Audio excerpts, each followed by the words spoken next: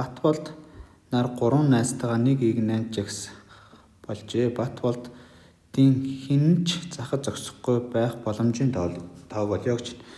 За тэгвэл Батболд хоёрын найзуудыг хэдүүлээ. 1-р найз, 2-р найз, 3-р найз гэж дугаарлая.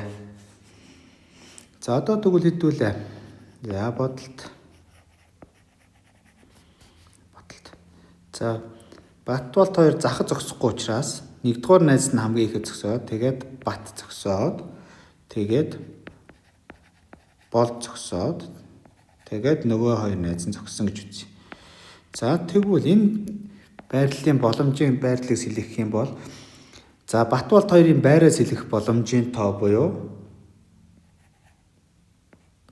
3-ыг үржигдэх нь 2 буюу нийтдээ 6 боломжтой. За тэгвэл 3 найз нь байраа сэлгэх боломжийн тоо нь 3-ын факториал буюу 1-ийг үржигдэх нь 2, үржигдэх нь 3 буюу 6 болно гэсэн. За иймд нийт боломжийн тоо нь үржүүрийн зарчимсаар 6-г үржигдэх нь 6 буюу тэнцүү 36 боломжтой буюу И хариулт байна.